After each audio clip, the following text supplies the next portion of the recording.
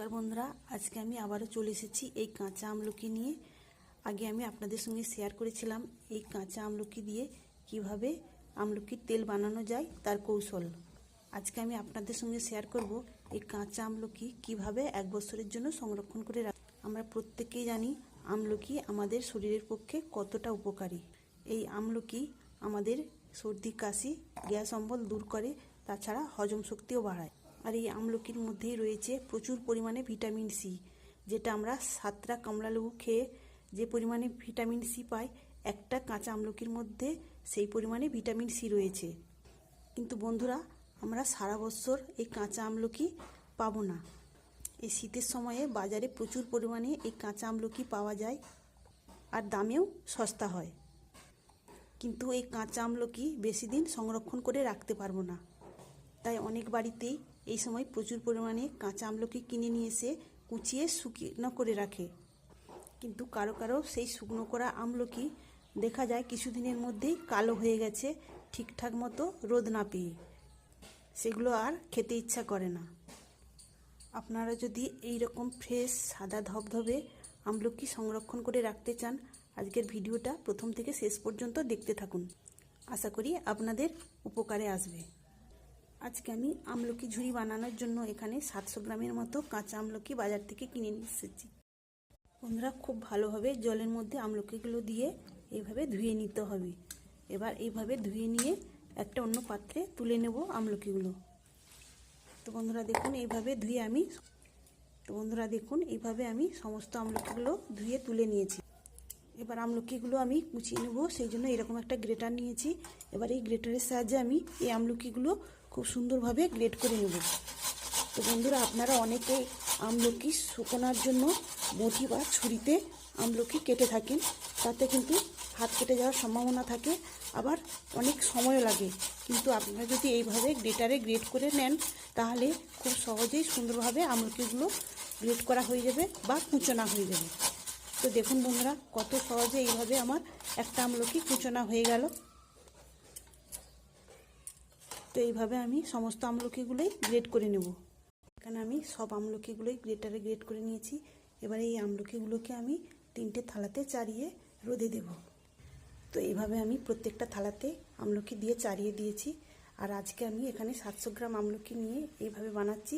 তো আমি পরে আবারও এইভাবে আমলকি ঝুড়ি বানাবো আরও বেশি করে নিয়ে এসে।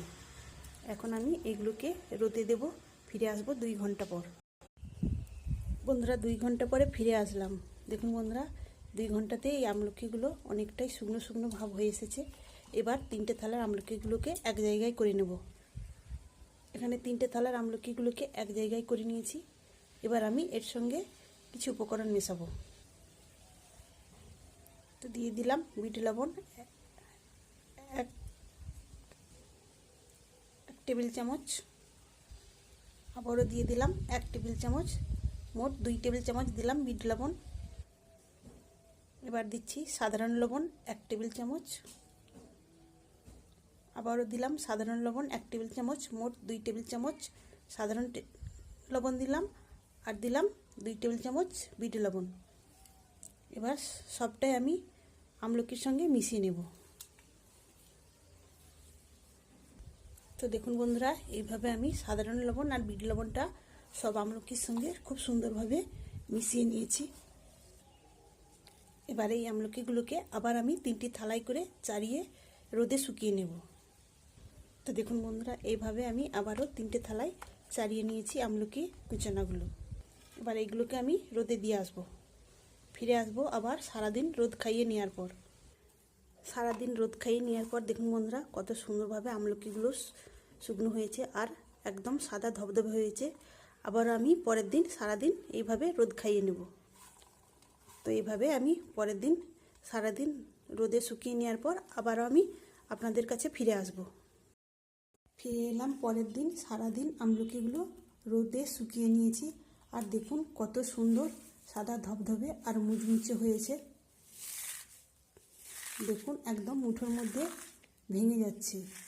তো এবার এই আমলকি ঝুড়িগুলো কোনো এয়ারটাইট জারের মধ্যে ভরে রেখে দিলে 1 বছরেরও বেশি খুব ভালো থাকবে আর রোদে দেওয়ার প্রয়োজন পড়বে না।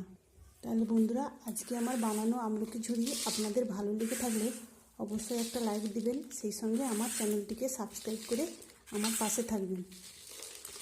তো এইভাবে আমি একটা জারের মধ্যে সব আমলকি ঝুড়িগুলো ভরে নিচ্ছি। তাহলে বন্ধুরা, আপনারা এইভাবে সারা বছরের জন্য আমলকি ঝুড়ি বানিয়ে রাখবেন আর গ্যাস অম্বল আর হজমের সমস্যা দূর করবেন। এই আমলকি ঝুড়ি প্রত্যেক দিন লাঞ্চ এবং ডিনারের পর যদি একটু করে ছোট বড় সবাইকে খাওয়ান, তো সবাই গ্যাস অম্বল থেকে মুক্তি পাবে আর হজমেরও সমস্যা থাকবে না। আর আজকের আমলকি ঝুড়ির পদ্ধতি কেমন লাগলো অবশ্যই কমেন্ট করে জানাবেন। তাহলে আজকের মতো আসি, সবাই ভালো থাকবেন, সুস্থ থাকবেন, ধন্যবাদ।